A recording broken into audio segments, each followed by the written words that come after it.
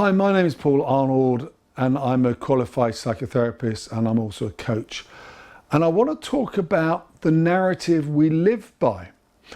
And there's been a lot of work done upon this idea of, what a guy called Bowlby talks about, our internal working model. This idea that at a very young age, we're trying to make sense of the world we live in to try to sort of be more in control of that, to make sure that we are liked and we're not rejected.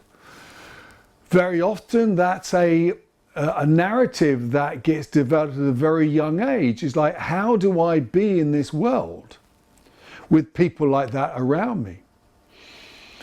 And I take the metaphor of almost like a video camera, so let's say you are making a film about your life. It's almost like, what do we choose to focus on? That therefore means that we'll notice more of that and less of that.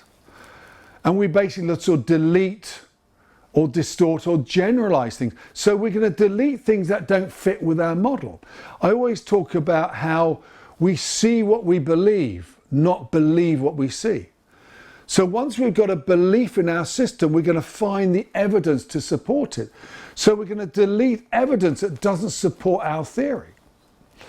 And if there is something that doesn't quite, fit with our theory, our belief system, our internal working model, we're going to distort it. Say, well, it's not quite, or, maybe the evidence is so strong, we'll generalize. Yeah, okay, there's that piece of evidence, that's an outlier. Most of the times it's like this. And we've got to say, what is the paradigms we're living in?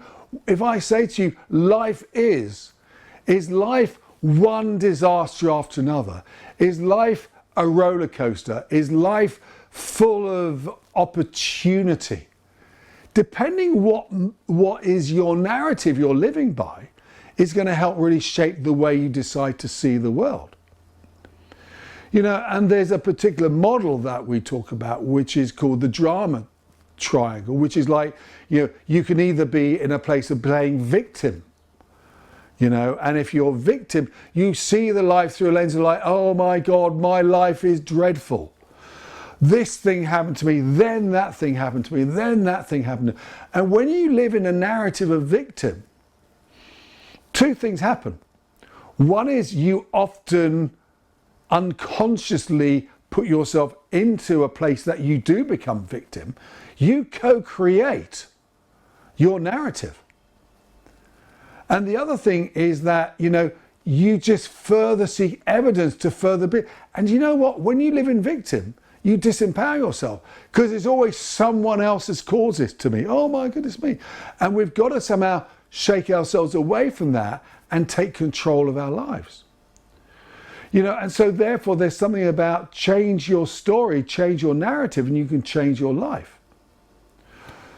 So in terms of strategies, one of the things I advise clients is I want you to write down your life story. Write it down or tell it to me. And then in the telling of it, we'll then discover what is the narrative there, what's the underlying paradigms, what's the belief systems they're living through.